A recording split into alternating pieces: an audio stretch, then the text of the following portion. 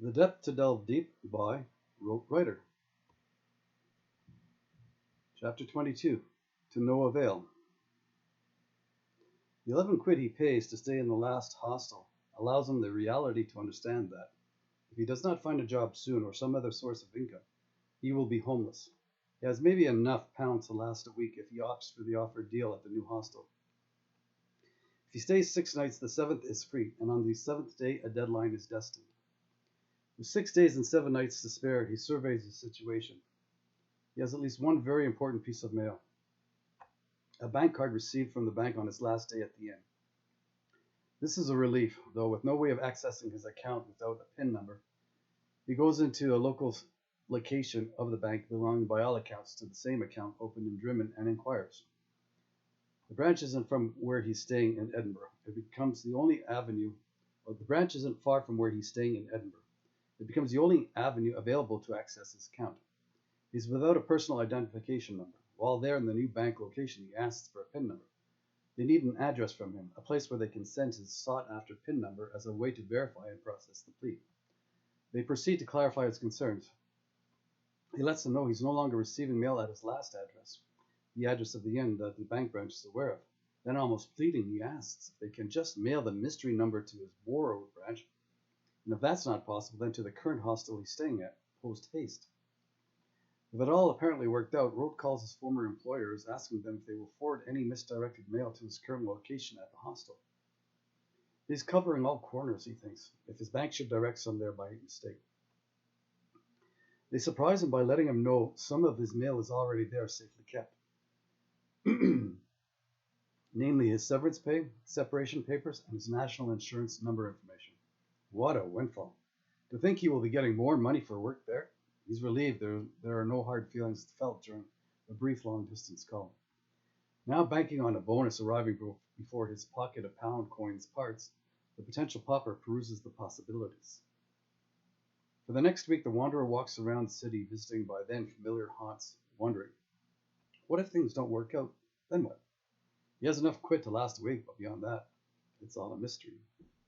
The pittance his pocket purveys will not be enough for plans to travel, let alone tobacco, food, shelter, and above all, some sense of security for any future endeavors, let alone ever returning to his home country.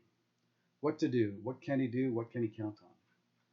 Rote counts on a couple of quid to tide him over, until his check arrives in the mail from his former employer. Until then, he will ration his tobacco rolling while eating a chocolate bar a day, alternating with chips. Chips are French fries. They are a pound per wrap and will warm him up whatever the weather. He will scrounge around the kitchen at the hostel when others relinquish their food supplies. But there are others scrounging, making it a timing issue. Until then, he'll abide the barge of time. He'll visit venues free of charge like the National Museum of Scotland, National Gallery, Museum of Childhood, Museum of Edinburgh, and the People Story. Presently, he's inside the main foyer of a venue not far from the front doors, within a view of a fantastic wooden cuckoo clock the size of a car, wedged on the wall. He sees a standard sprout-free water fountain you sit around filled with coin. With his arm cast like a fishing rod, his hand reaches in as his fingers form hooks catching coins. He does so while looking over his back. He's being bothered by an overzealous security guard. Like a game of cat and mouse, Rote retrieves a few coins here and there. He then walks around the museum to draw attention from his fishing expeditions, hopefully losing the guard while immersed in the exhibitions. Back to the bench by the penny pool, the pincher reaches just as the father and son sit down. They see from start to submersion. The child, seeing Rote religiously roll up his sleeve before reaching in, and mesmerized by the motion, mimics the movement, much to the amusement of Rote and the rancor of his father. With attention drawn to his doings, he dries his fishing rod after catching a few tiny, shiny light fishes. He forwards himself out the door with not enough to buy tobacco. The dried leaf in Edinburgh is terribly cheap, at least the packaged dregs of the tobacco society industry.